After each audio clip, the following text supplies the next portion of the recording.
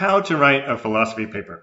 Hello, I'm Dr. Michael Johnson, and I'm here to give you an overview of my opinions on how to write a philosophy paper. This video is intended for students who need an introduction on how to write a philosophy paper. I know frequently you may have even taken philosophy classes but received no training, so you may be a little bit confused about what your teacher wants and what counts as a philosophy paper. So in this video, I'm going to try to explain that. The video is going to come in several parts. This is part 0 due to technical reasons that I don't want to go into, and then after this, continue with part 1 and then go on to the other parts. All right. So let's start with one aspect of the philosophy paper. Whenever you write something, you're writing something for a particular audience. But writing as a student, it actually involves some measure of pretense. So in reality, there's only one person who will read your paper, at least probably, and that's me. I encourage you to give your paper to your peers, to your friends and people that you know so that they can give you feedback, but I understand that that can be difficult, sharing your ideas and also finding people who are willing to spend the time to help you with your assignment. So likely I'm the only person who will ever read your paper. However, writing papers in class is supposed to be a training for you to write papers for a general audience. Therefore, you should write your paper as if people who don't know you, right? A general audience. So what is a general audience? It's, people in general, not people. So people who don't know you, people who haven't taken this class, right? People who have taken this class are a very specific audience. You're writing for a general audience. People who don't know who I am, and so you're going to write for an audience of such people, and you're going to write as if those are the people who are going to read it, right? A general audience, right? Somebody who hasn't been to this class and doesn't know what we learned in this class, they're the people you have to explain your ideas to. So don't, in particular, cite the professor. And by that I mean, as Dr. Johnson said in class, quote, blah, blah, blah, right? I've gotten papers that do that. That's not appropriate for a general audience, because the general audience is going to be like, who's Dr. Johnson and what do you mean by class, right? So you're writing for people who have never been to this class, don't know about this class, don't know about me, and so on and so forth. Again, similarly, don't cite the PowerPoints. So don't say, as it says on slide 17 of week 3's PowerPoint, quote, blah, blah, blah, blah, blah. Right. Again, a general audience doesn't know about week 3 or PowerPoints or anything like that because they're not members of this class, right? They're your sort of imaginary general audience, right? And don't mention examples from the class as if the reader knows about them. So don't just mention an example and say, oh, this is like that example of a man on a train that we had from class, right? Any example that you introduce needs to be explained in a way that a general reader would be able to understand it. So don't make specific reference to things that happen in class. Now, that doesn't mean, so every time I give students advice like this, don't do this, then they say, oh no, does that mean that I can't talk about the stuff that we learned about in class in the papers? No, of course, right? You can use the information from class. You can use the information from the PowerPoints. You can use the information from the reading, but present it to your reader in a way that does not assume that your reader was in class and knows who I am and so on and so forth, right? You need to contextualize that information and explain it to people, right? So if you're taking material from the readings, then you can cite the readings as the source. So don't cite the PowerPoints, don't cite the professor, just cite the readings, because that's an independent source that your general audience can then go consult if they would like.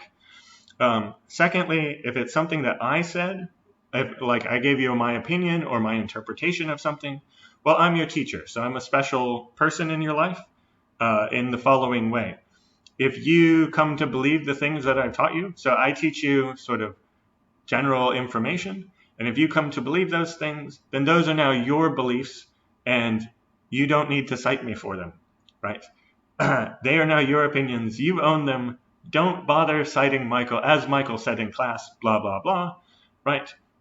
If you believe something that I said in class, if you liked my interpretation of something and now it's your interpretation, then just run with it. It belongs to you now, all right? So yeah, cite things from the reading. No need to cite me or the PowerPoints, right? But obviously don't take verbatim things from the PowerPoints and put it in your paper. Make sure to use quotes appropriately, right? So I think the best reader for you to assume is to assume that the reader is one of your peers.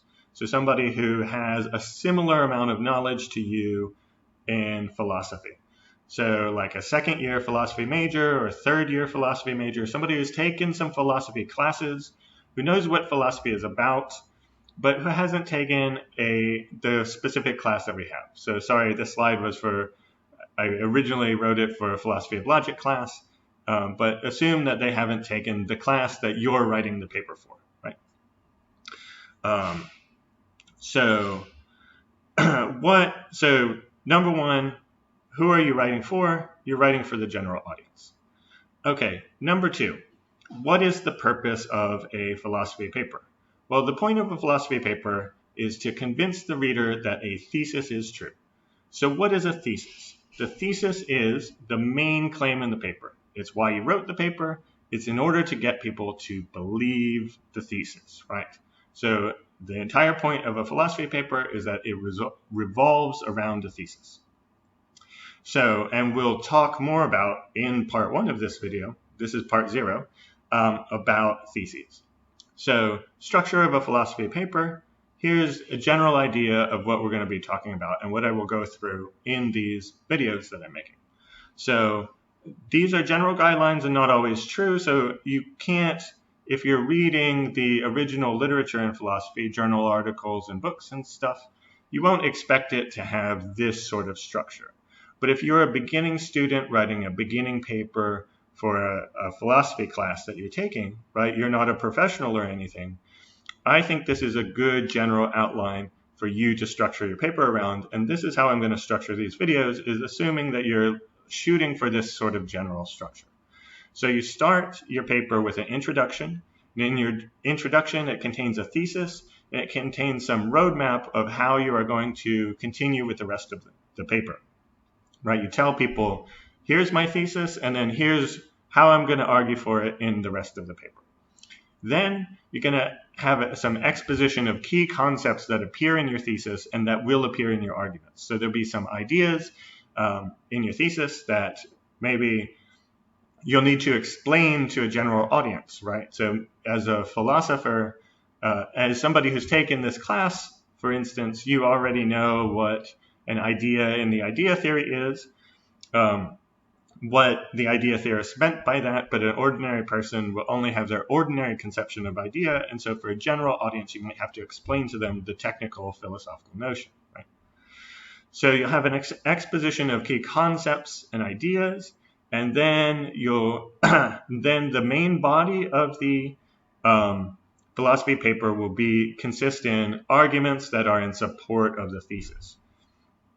So you'll give your arguments for your thesis, why you think that it's true.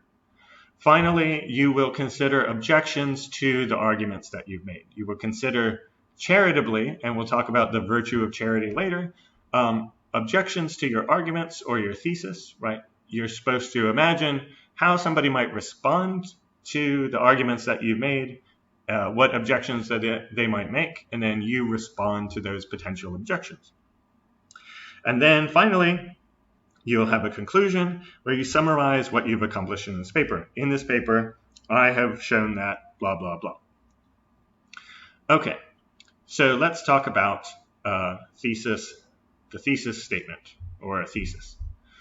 So what is a thesis? Well, philosophy papers are an example of persuasive writing. Your goal is to persuade somebody that something is true. Philosophy papers aren't an example of the type of persuasive writing that tries to persuade through emotion, but rather through reason and argument. You're trying to convince your reader of something, a thesis, a particular claim, right? Your thesis is the main claim that you're trying to convince your reader of. You should have in a paper only one thesis, right? And the rest of your paper is going to be devoted to establishing that your thesis is true, arguing for it, defending it against objections, that sort of thing, right? So you have a thesis, you lay your thesis on the table out at the beginning, you say, this is what I'm going to argue for, and the rest of your paper is an extended argument for that thing and against objections to that thing. That, of course, does not mean, just because you only have one thesis, doesn't mean that you'll only be making one claim or you'll only be making arguments for the thesis, right? You make lots of claims and maybe spend lots of time arguing for those other claims, but all your other claims and arguments should be made in service of arguing for your thesis. So what you want to do is argue for claims that support your thesis, right? So ultimately, everything in the paper is in service of supporting your thesis. Nota bene, that means note well. The fact that a philosophy paper consists of arguments for a thesis means that a summary of what someone else thinks is not a philosophy paper, right? So a lot of students fall into the following trap. They begin the paper by summarizing what some other philosopher like David Chalmers thinks, and then they end the paper by summarizing what some other philosopher thinks, and at no point did they say something interesting or add to the discussion, right? This, of course, just because a philosophy paper isn't a summary of what somebody else thinks in its entirety, doesn't mean that you won't be summarizing what other people think. That's often very important to a philosophy paper, where you say, here's what somebody else thinks, and here's why I think it's wrong, or here's what somebody else thinks, here's an objection that somebody else has given to that, but here's why I don't think that objection works, or something like that, right? So summarizing isn't prohibited, of course, but it can't be all that you do. You have to add to this discussion. You have to do something original. So here we're going to talk about the thesis, but what I'm going to do is continue in part 1, which I've already made. So please continue to that.